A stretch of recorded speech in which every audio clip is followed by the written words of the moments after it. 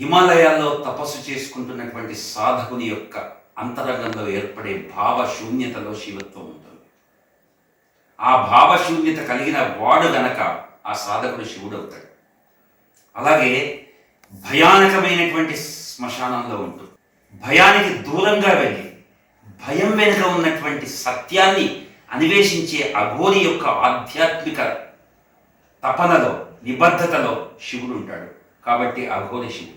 అలాగే భార్య యొక్క అమలినమైనటువంటి ప్రేమను ఆస్వాదిస్తూ భార్య యొక్క సాంగత్యంలో తాదాత్మ్యతను అనుభవిస్తూ ఒక అద్వైత స్థితికి చేరుకునే భర్త యొక్క ఆ మానసిక స్థాయిలో శివుడు ఉంటాడు.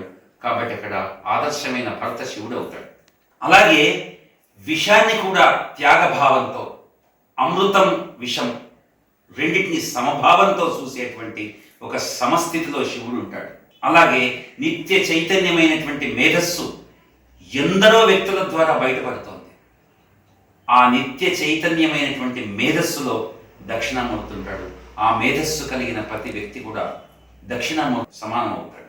ఇలా మనం ఆలోచిస్తున్నప్పుడు ఒక పర్సన్ అండ్ క్వాలిటీ చూసుకున్నప్పుడు ఆ క్వాలిటీ లేదా ఆ మానసిక స్థాయి శివత్వము అది కలిగిన ప్రతివాడు శివుడు. కాబట్టి శివుడు అనేది ఒక పరిమితమైనటువంటి ఒక వ్యక్తికి, ఒక ఆకారానికి, ఒక ఫామ్కి, ఒక షేప్కి పరిమితం చేయదు. కానీ అల సముద్రం కాదు, సముద్రంలోంచి అల వస్తుంది. అలాగే ఈ సృష్టి ఏదైతే ఉందో అవ్యక్తమైనటువంటి సత్యం నుంచి వచ్చిన ప్రతి ఒక్కరం, నువ్వు, నేను, ఇంకోడు, ఇంకెవరైనా, ఏ జంతువైనా, వృక్షమైనా, ఏ ప్రాణైనా, ఒక వస్తువైనా, పదార్థమైనా అవ్యక్తంలోంచి వచ్చింది. కాబట్టి అది శివస్వరూపమే. కానీ అది మాత్రమే శివుడు కాదు. దాని వెనుక ఉన్న సత్యాన్ని మనం చూసినప్పుడు మాత్రమే నిజమైన శివత్వాన్ని, శివుడిని మనం చూడగలం. అది చూడ్డానికి కావలసినటువంటి జ్ఞాన దృష్టినే త్రినేత్రం అంటాము. ఆ త్రినేత్రం, ఆ జ్ఞాన దృష్టి, నేత్రము అంటే ఇక్కడ నాట్ ఎ ఫ్లెషీ ఐ, ఇక్కడెక్కడో నుదుటి మీద ఉండేటువంటి ఒక ప్రత్యేకమైనటువంటి ఇలాంటి ఫ్లెషీ మాంస చర్మ చక్షులతో కూడినటువంటి నేత్రం అది కాదు. అది విరూపాక్షం, అంటే ఒక ప్రత్యేకమైనటువంటి అక్షం, కన్ను. జ్ఞాన దృష్టి ఇచ్చేటువంటి ఒక విజన్, ఒక స్పెషల్ విజన్ అది మనలో డెవలప్ అయినప్పుడు ప్రతి వ్యక్తిలోనూ, ప్రతి పదార్థంలోనూ మనం శివుణ్ణి, వాటి ద్వారా వెనుక ఉన్నటువంటి సత్యాన్ని అంటే శివత్వాన్ని దర్శించేటువంటి శక్తి మనకు వస్తుంది. ఒక లయకారకుడు విధ్వంసం చేస్తున్నాడు. ఆ విధ్వంసంలో పదార్థాలు తమ స్వరూపాన్ని అంటే షేప్ని, స్వభావాన్ని అంటే ప్రాపర్టీస్ని కోల్పోతున్నాయి. ఆ ట్రాన్సిషన్ స్టేట్లో మార్పులో శివుని దర్శిస్తారు. అలాగే ఆ విధ్వంసంలో ప్రాణులు, లక్షలాది ప్రాణాలని కోల్పోతున్నాయి.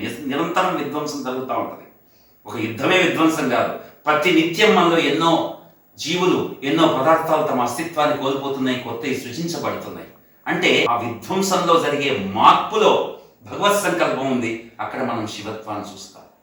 కాబట్టి శివుడు అనేది శివత్వాన్ని, శివుని దర్శించాలంటే ఒక ప్రత్యేకమైన జ్ఞాన దృష్టి, ఒక స్పెషలైజ్డ్ స్పిరిచువల్ విజన్ మనలో ఉండాలి. ఆ విజన్ కనుక మనలో ఉన్నప్పుడు every being and every matter, every situation becomes the portal, a window to show us the real Shiva.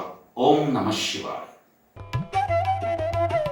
For more such videos, please like, share and subscribe.